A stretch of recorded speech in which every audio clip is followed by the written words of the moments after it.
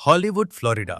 एक भरे हुए कैसीनो के बाहर रैपर ऑफसेट को गोली मार दी गई थी। हमारे पास एक वीडियो है जिसमें दावा किया गया है कि यह घटना से पहले के पल और उसके तुरंत बाद की अफरा तफरी दिखाता है। बीच में क्या हुआ वो अब भी गायब है। जिस संदिग्ध पर आरोप था उस पर भी सिर्फ मामूली अपराध लगा। अगर उसने ट्रिगर नहीं दबाया तो किसने दबाया? जांचकर्ता और लोगों की तलाश क्यों कर रहे हैं? साइड बार में आपका स्वागत है, जो लॉ एंड क्राइम द्वारा प्रस्तुत है। मैं जेसी वेबर हूं। Hollywood, Florida. ये मायामी के उत्तर में लगभग 20 मिनट की दूरी पर है। देर रात सेमिनोल हार्ड रॉक कैसीनो के बाहर। मैं वहां पहले गया हूं। जगह शानदार है। वैलेट क्षेत्र पूरा भरा है। गाड़ियां आ रही हैं, रोशनी है, लोग जा रहे हैं। ऐसी जगह पर यही अपेक्षा होती है। इसी दौरान रैपर ऑफसेट को कथित तौर पर गोली मार दी गई। उम्मीद है वो बच जाएंगे, जो अच्छी खबर है, लेकिन उन्हें गोली लगी थी। अब जो कुछ हुआ उसकी जानकारी बहुत अजीब और उलझन भरी है। एक वीडियो वायरल हो रहा है जो ओनली इंदादे इंस्टाग्राम अकाउंट से है। मैं यहां स्पष्ट करना चाहता हूं, ये अकाउंट दावा करता है कि ये क्लिप्स कुछ अहम पलों को दिखाती हैं, लेकिन पुलिस ने इनकी प्रामाणिकता की पुष्टि नहीं की है। ठीक है, तो जब हम इसके बारे में बात कर रहे हैं तो बस इस पर ध्यान दें। अब यहां आप देख सकते हैं कि होटल एरिया में जो व्यक्ति खड़ा है वह शायद ऑफसेट है। होटल का कौन सा हिस्सा है पता नहीं।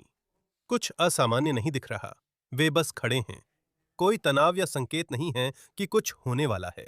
फिर कुछ पलों बाद लिया गया एक वीडियो है जिसमें अफरा तफरी है। कोई जमीन पर है, किसी को दूर खींचा जा रहा है और पुलिस की लाइट्स इलाके में रोशनी कर रही हैं। तो सवाल उठता है, उन पलों के बीच में क्या हुआ? क्योंकि वही फासला है जहां से यह कहानी असल में शुरू होती है। अब पुलिस ने एक गिरफ्तारी की थी, ठीक है। रैपर लिल टीजे को हिरासत में लिया गया और ब्रावर्ड काउंटी जेल में औपचारिक रूप से दर्ज किया गया। यही हिस्सा शायद आपको समझ ना आए। आप सोच सकते हैं, ओ माय गॉड, उसे गिरफ्तार किया गया, उसका शूटिंग से कोई लेना देना है? नहीं, नहीं। उस पर अभी के लिए डिसऑर्डरली कंडक्ट का आरोप लगाया गया है। यह एक माइनर अपराध है। तो असल में ऐसा लगता है कि उस पर झगड़े में शामिल होने का आरोप है। शायद वो झगड़ा जो शूटिंग से पहले हुआ था। तो ना हत्या की कोशिश का आरोप है, ना हथियारों से जुड़े किसी आरोप का। अगर उसने ट्रिगर नहीं दबाया तो किसने? इसमें एक और पहलू है जिसे नजरअंदाज करना मुश्किल है। ऑफसेट के कजिन टेक ऑफ को 2022 में ह्यूस्टन में गोली मारकर हत्या कर दी गई थी और तब से रैपर क्वावो सार्वजनिक रूप से बंदूक हिंसा के समाधान की मांग कर रहे हैं।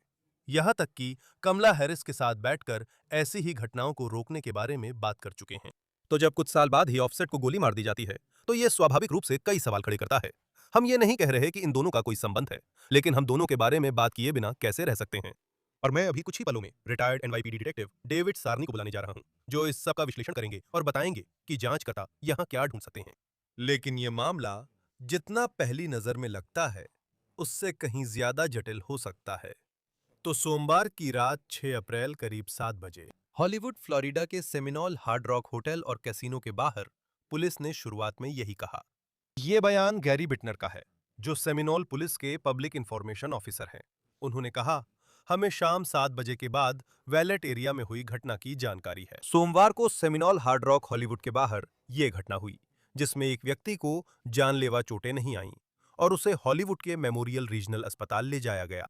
सेमिनोल पुलिस तुरंत मौके पर पहुंच गई थी और स्थिति को जल्दी ही काबू में कर लिया गया। 2 व्यक्तियों को पुलिस ने हिरासत में लिया है। जांच जारी है। मौके को सुरक्षित कर लिया गया है। जनता को कोई खतरा नहीं है और कामकाज सामान्य है। यही उनका मूल बयान था। 2 लोगों को हिरासत में लिया गया, एक व्यक्ति घायल हुआ और फिर अगले दिन उन्होंने इसे अपडेट किया। हमें यह प्राप्त हुआ। एक व्यक्ति पर इस घटना के संबंध में आरोप लगाया गया है। तियन जेडन मेरिट पर अनुशासनहीन व्यवहार, झगड़ा करने, जो फ्लोरिडा कानून 870.01 के तहत प्रथम श्रेणी का लघु अपराध है, का आरोप लगाया गया है। यह घटना झगड़े से शुरू हुई थी। मेरिट को कल देर रात ब्राउड काउंटी जेल में डाला गया। घटनास्थल पर हिरासत में लिए गए दूसरे व्यक्ति पर आरोप नहीं लगे हैं। अन्य शामिल लोगों की पहचान के लिए जांच जारी है। घायल व्यक्ति हॉलीवुड के मेमोरियल रीजनल अस्पताल में गैर जानलेवा चोट के साथ भर्ती है। तो मेरिट, रैपर लिल टीजे को जेल में डाला गया, लगता है किसी को गोली मारने के लिए नहीं, बल्कि एक झगड़े के आरोप में। दूसरे हिरासत में लिए गए व्यक्ति पर कोई आरोप नहीं लगा और उसकी पहचान हमारे पास नहीं है। लेकिन कैदी रिकॉर्ड के अनुसार मेरिट को अनुशासनहीन व्यवहार के आरोप में $500 के बॉन्ड पर रखा गया था। साथ ही एक अलग ट्रैफिक उल्लंघन के लिए $2500 के बॉन्ड पर भी रखा गया था, जो शायद बिना लाइसेंस के गाड़ी चलाने के लिए था। रिकॉर्ड के अनुसार वो इन अपराधों में जमानत पर है। अब ऑफसेट पर लौटते हैं। असली नाम कियारी कैंड्रल सेफिस को कथित तौर पर कैसीनो के बाहर गोली मारी गई। जैसा कि मैंने बताया, वो कार्डी बी से शादीशुदा थे और उनके 3 बच्चे हैं। 2024 में कार्डी बी ने ऑफसेट से तलाक की अर्जी दी। लेकिन असल में अगर आप मेरिट लिल टीजे की बात करें, तो उनके वकील डॉन फ्लोरियो ने अपने इंस्टाग्राम अकाउंट पर एक बयान जारी किया, जिसमें कहा गया कि लिल टीजे को गोली नहीं मारी गई है और ना ही लिल टीजे पर किसी गोलीबारी का आरोप लगाया गया है। इससे अलग कोई भी रिपोर्टिंग गलत है। हम लोगों से आग्रह करते हैं कि वे विश्वसनीय समाचार स्रोतों से जानकारी लें और किसी भी रिपोर्टिंग की सटीकता की पुष्टि करें, इससे पहले कि वे बिना सोचे समझे निराधार अफवाहों को साझा करें या दोहराएं। तो उनके वकील साफ साफ कह रहे हैं कि उन्होंने ऐसा नहीं किया, वो इसमें शामिल नहीं है और इस समय जो आरोप हैं वे भी इसी बात की पुष्टि करते हैं। अगर पुलिस को लगता कि उन्होंने ही गोली चलाई है, तो वे सिर्फ अव्यवस्थित आचरण के लिए $500 की जमानत पर नहीं बैठे होते, है ना? है ना? तो अब सीधा सवाल यही उठता है, अगर लिल टीजे पर सिर्फ लड़ाई का आरोप था, गोली नहीं, तो ऑफसेट को गोली किसने मारी? तो पुलिस का कहना है कि एक या एक से अधिक अतिरिक्त लोगों की पहचान के लिए उनकी जांच जारी है। वे अभी भी किसी को तलाश रहे हैं। डिटेक्टिव सारनी को बुलाने से पहले मैं ऑफसेट के बारे में बताना चाहता हूं कि वो पहले भी अराजक हाई प्रोफाइल मामलों में रहे हैं और मिगोस ग्रुप के 3 सदस्यों में से एक हैं। ये वही हिप हॉप टिकड़ी है जिसने 2010 के दशक में रैप का साउंड बदल दिया। वर्साचे, बैड एंड बुजी, मोटर स्पोर्ट इसके कुछ खास गाने हैं। यहाँ उनकी निजी जिंदगी भी म्यूजिक जितनी चर्चा में रहती है।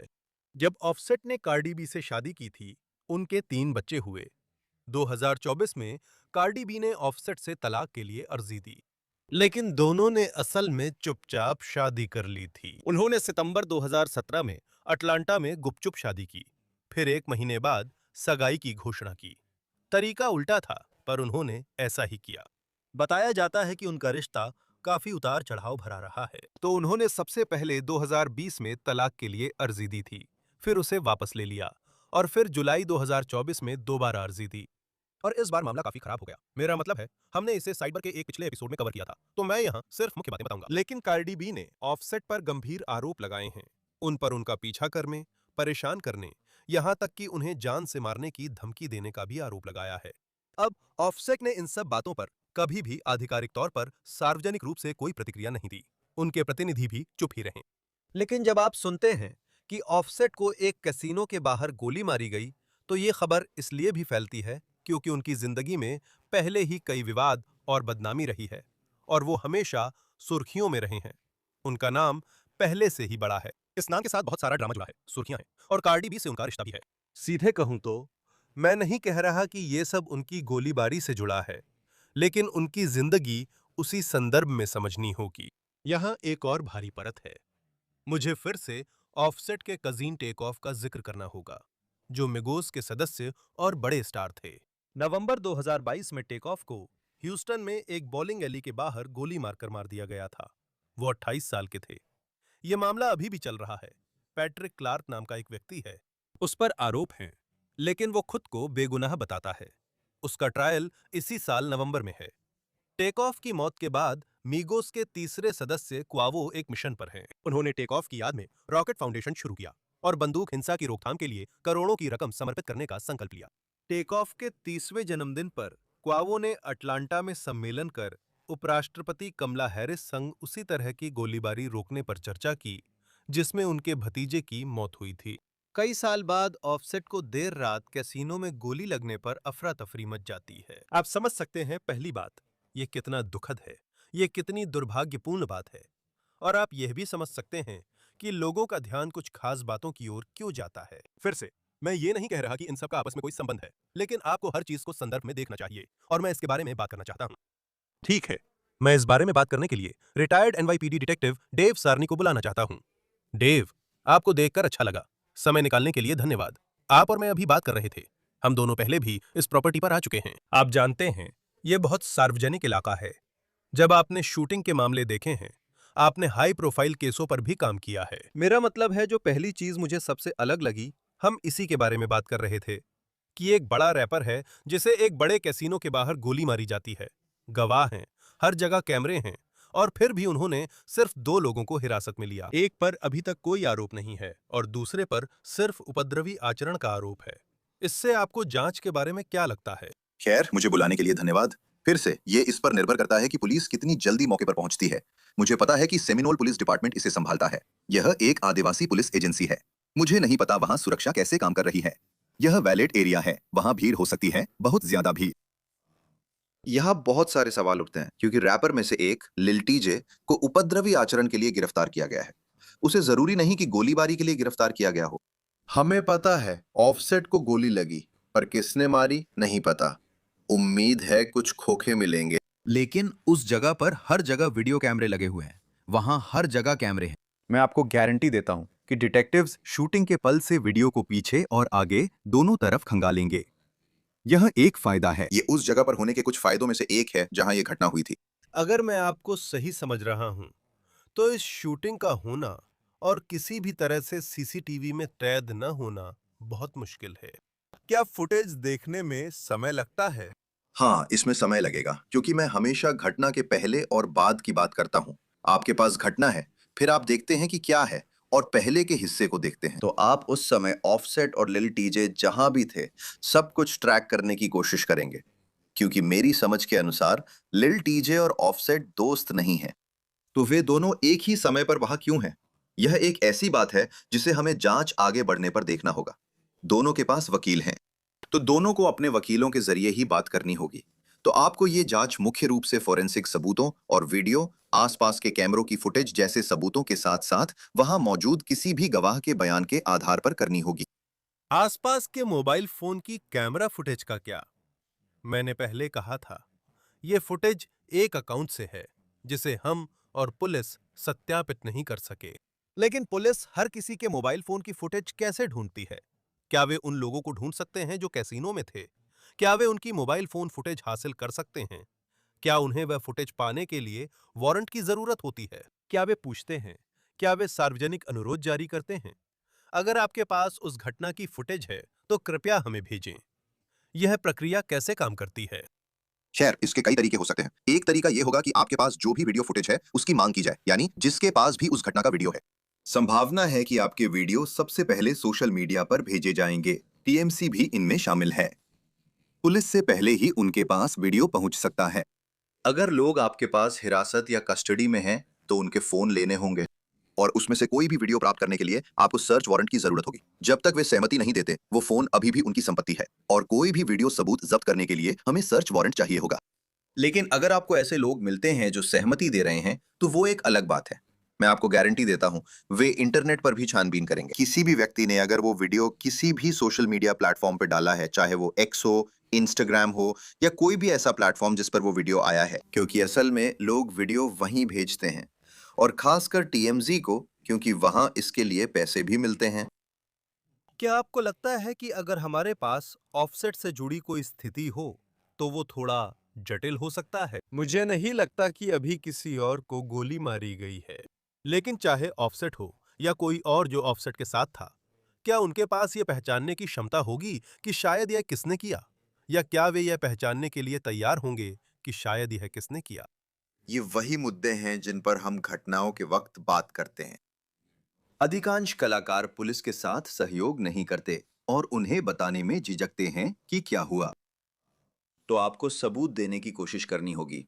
आपके पास कोई सहयोगी गवाह या प्रत्यक्षदर्शी हो सकता है, चाहे वो कैसीनो का कर्मचारी ही क्यों ना हो। ये ऐसा करने का एक तरीका है। मुझे नहीं लगता आपको किसी पक्ष से सहयोग मिलेगा। अगर ऑफसेट सच में उस व्यक्ति को ढूंढना चाहता है, तो वो सहयोग करेगा। आप जानते हैं, हमें नहीं पता कि किस तरह की, हमें उसकी चोटों की गंभीरता का पता नहीं है। वो शायद नहीं है, जो कि अच्छा है। हमें नहीं पता कि सी और को गोली लगी या नहीं। हमें नहीं पता कि कितनी गोलियां चली। इसका मतलब है कि आप अस्पताल में पूछताछ करते हैं। आप नहीं कर सकते, हम अस्पताल को सूचित करते हैं। अगर कोई व्यक्ति गोली लगने पर आता है, तो पुलिस को सूचित करेंगे। दुर्भाग्यवश कई बार हमें ऐसे लोगों से निपटना पड़ता है जो सहयोग नहीं करते, और आपको उन्हीं सबूतों पर काम करना होता है जो आपके पास हैं। और ये स्पष्ट रूप से कहूं तो ऐसा इसलिए नहीं है कि कोई अपराध में शामिल है या उसने कोई अपराध किया है।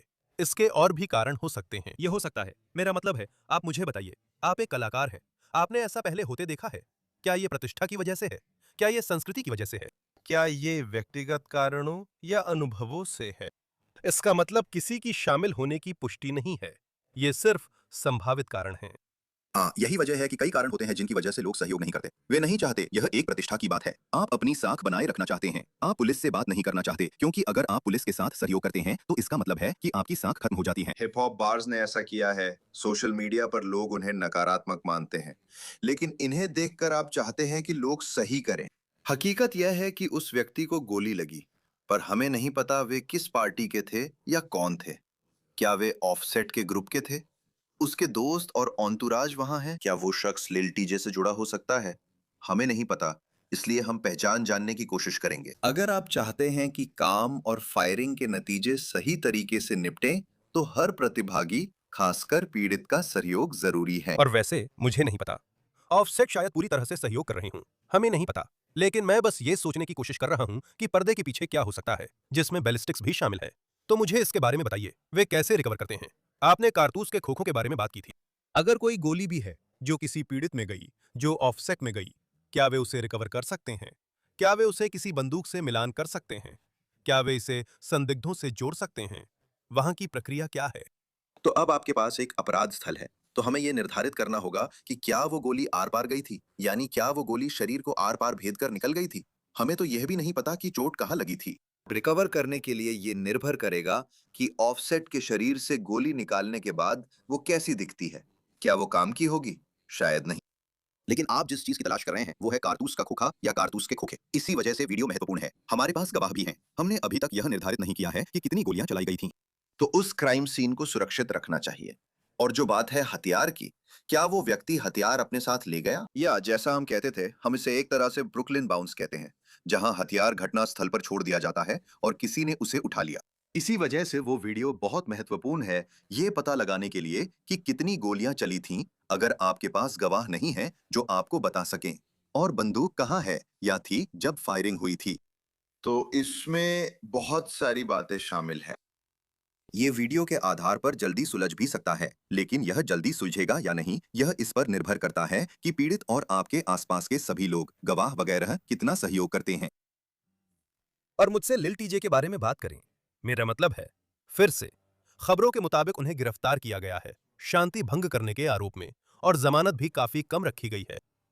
तो ऐसा नहीं लगता कि पुलिस को लगता है, और आपने उनके वकील का बयान भी सुना, कि किसी भी तरह से वो ट्रिगर दबाने वाले व्यक्ति हैं या किसी भी रूप में गोलीबारी में शामिल हैं। सही है? सही है। हमें नहीं पता कि गोलीबारी के समय वो कहाँ थे। हमें बस इतना पता है कि उस इलाके में कौन-कौन था। और फिर सवाल ये उठता है कि वो उस इलाके में क्यों थे? मुझे नहीं पता कि उनका आपसी रिश्ता कैसा है। मैंने सुना है कि उनका रिश्ता काफी कड़वा था। मैंने सोशल मीडिया पर सुना है कि मामला पैसों का है। मुझे लगता है कि लिल टीजे ने उसे पैसे दिए थे। हमें नहीं पता। मेरा मतलब है, ये सोशल मीडिया की बातें भी हैं। हम लोगों की बातों की पुष्टि नहीं कर सकते। बिल्कुल। इस बारे में हम कुछ भी पक्का नहीं कह सकते। हमें दोनों के बीच का रिश्ता नहीं पता। लेकिन हम ये जानना चाहते हैं कि वो दोनों एक ही समय पर वहां क्यों थे। अगर उनका रिश्ता दोस्ताना है तो ये समझ में आता है। अगर उनका रिश्ता खराब है तो एक को कैसे पता चला कि दूसरा आएगा? ये सवाल आपके मन में आएंगे, और उम्मीद है कि उनसे या वकीलों से बात कर जवाब मिलेगा। क्योंकि ऐसा नहीं है। मेरा मतलब है, अगर आप झगड़े की बात कर रहे हैं और फिर गोली चलने की बात कर रहे हैं, या माफ कीजिए, कथित झगड़े और कथित गोलीबारी की बात कर रहे हैं, तो जरूर कोई ना कोई कड़ी होनी चाहिए, है ना? सही है। आप घटना से पहले की स्थिति और ऑफसेट या उसके साथियों की गोलीबारी से पहले की इंटरैक्शन देखते हैं। क्या कुछ पहले हुआ या सब अचानक हुआ? आप वैलेट एरिया की बात कर रहे हैं, जहां लोग आ जा रहे हैं। क्या ये दो लोगों के रास्ते टकराने से हो सकता है? क्या ये अंदर से बाहर गया या सब बाहर ही हुआ? इसलिए जांच के लिए वो वीडियो जरूरी है, ताकि पता चले कि शुरुआत कहां से हुई और क्या कैसीनो के अंदर पहले कुछ हुआ था। मैं जरा पीछे लौटकर बात करता हूं। मैंने ऑफसेट के पिछले रिकॉर्ड का जिक्र किया था, और मैंने टेक ऑफ के गोली मारे जाने और मारे जाने के बारे में बात की। मैंने क्वावो के इन बंदूक हिंसा पर शिखर सम्मेलनों को आयोजित करने की बात की। क्या जांचकर्ता ऐसे मामलों में, जब पीड़ित पहले किसी त्रासदी के करीब रहा हो, इन पहलुओं पर भी ध्यान देते हैं? क्या वे कोई संबंध तलाशते हैं? क्या आप कह रहे हैं कि जब तक कोई ऐसी चीज सामने नहीं आती जो पूरी तरह अलग हो, तब तक हम उस पर ध्यान भी नहीं देते? हम उसकी परवाह भी नहीं करते। वे किसी के अतीत और उसके संबंधों को कितना देखते हैं? हम अक्सर पीड़ित पीड़ित की पृष्ठभूमि और कभी-कभी प्रोपोलॉजी देखते हैं। हम किसी तरह का संबंध, कोई कड़ी पर्स, पीड़ित और उस व्यक्ति या अपराधी के बीच बनाना चाहते हैं जो इसमें शामिल था या जिसने उन्हें इसमें उलझाया था। जिस व्यक्ति ने गोली चलाई उसकी संलिप्तता हमें नहीं पता, हमें ये नहीं पता, लेकिन आप जानते हैं ऑफसेट बहुत प्रसिद्ध है। वो लगातार सुर्खियों में रहा है, तलाक वगैरह जो भी चल रहा है। वो सब सामाजिक पक्ष हैं। क्या हम ऑफसेट के बारे में दूसरी बातें देखेंगे ताकि पता चले कि कहीं उनमें से किसी का गोलीबारी से कोई संबंध तो नहीं है? यही वो जगह है जहां आप उम्मीद करेंगे कि आपको मोबाइल फोन रिकॉर्ड्स मिले या सोशल मीडिया से जुड़ी कोई भी चीज जिससे पता चले कि इन लोगों के वहां होने की जानकारी किसी को थी। क्या ये ऑफसेट के लोगों में से कोई हो सकता है जिसने वहां बंदूक चलाई हो या फिर कोई और? हमें तब तक पता नहीं चलेगा। यही वजह है कि वो वीडियो इतना जरूरी है, क्योंकि अफरा तफरी की स्थिति में हमेशा गवाह नहीं मिलते, लेकिन आंख जो देखती है वही देखती है और कैमरा जो देखता है वही दिखाता है। और उस इलाके में, खासकर वैलेट एरिया में, जितने भी फर्क हैं वो इस केस में शूटर को ढूंढने के लिए बहुत ज्यादा इस्तेमाल किए जाएंगे। इस वक्त आप किस एक चीज पर ध्यान दे रहे हैं जिस पर बाकी लोग ध्यान नहीं दे रहे? देखिए, मैं हमेशा घटना से पहले की चीजों को देखता हूं, क्योंकि अगर आप घटना से पहले देखें तो सोचें कि आखिर उस वक्त ही ऐसा क्यों हुआ। मैं हमेशा यही सोचता हूं कि शाम के 7 बजे के आसपास ही वो फायरिंग क्यों हुई, ऐसा कैसे हुआ, ऐसा क्यों होता है? क्या ये ग्रहों की कोई मुलाकात जैसी चीज है? सब एक साथ आ जाते हैं और वहीं पर ये घटना हो जाती है, या फिर ये अंदर से शुरू हुआ? क्या अंदर कोई घटना चल रही थी जिसने उन्हें वहां लाया?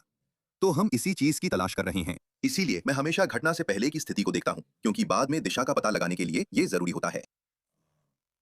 अक्सर देखा जाता है कि हथियार कहां गया, लेकिन असल सवाल है घटना से पहले क्या हुआ था? गोली चलने से पहले पीड़ित क्या कर रहा था, किसमें शामिल था? मैं इसे इसी तरह देखता हूं। क्या आपको लगता है कि ये मामला जल्दी सुलझ जाएगा? इसे सुलझ जाना चाहिए। मामला इस पर आकर टिका है और मैं कभी भी इस पर समय सीमा नहीं लगा सकता, क्योंकि अगर आप ऐसा करते हैं तो आप अपनी जांच को पक्षपाती बना सकते हैं। हम कोशिश करते हैं कि सारी चीजें एक साथ इकट्ठा करें। आप चाहते हैं कि सभी परिस्थितियों की पूरी जानकारी और सारे सबूत एक साथ हों, ताकि जब आपके पास गिरफ्तारी के लिए उचित आधार हों, तो आपके पास सब कुछ मौजूद हो। इसलिए इसमें थोड़ा समय लग सकता है। वीडियो निगरानी देखने में समय लगता है और कई जांचकर्ता इसे देखते हैं। कई विस्तृत इंटरव्यू भी करने होते हैं। फोरेंसिक सबूत जैसे हथियार की बैलिस्टिक्स या घटना स्थल पर छोड़ा खोखा इकट्ठा और जांचने में समय लगता है, जिससे फायरिंग की जांच पूरी हो सके। डेव सारनी, समय निकालने के लिए धन्यवाद। मैं हमेशा इस विषय पर आपकी समझदारी की सराहना करता हूं कि हमें किस बारे में सोचना चाहिए, किस चीज पर नजर रखनी चाहिए। हम इस पर बारीकी से नजर रखेंगे, लेकिन समय देने के लिए धन्यवाद सर। इसकी सराहना करता हूं। और आपका बहुत धन्यवाद। सुरक्षित रहें। और फिलहाल साइड बार पर हमारे पास आपके लिए बस इतना ही है। सभी को धन्यवाद। हमारे साथ जुड़ने के लिए बहुत बहुत धन्यवाद। हमेशा की तरह कृपया YouTube, Apple पॉडकास्ट, Spotify या जहां भी आप अपना पॉडकास्ट सुनते हैं वहां सब्सक्राइब करें। आप हमें NBC के पीकॉक पर देख सकते हैं। मुझे X, Instagram पर फॉलो करें। न्यूज नेशन शो जैसी वेबर लाइव सोमवार शुक्रवार रात 11 बजे ईस्टर्न देखें। धन्यवाद। अगली बार मिलेंगे।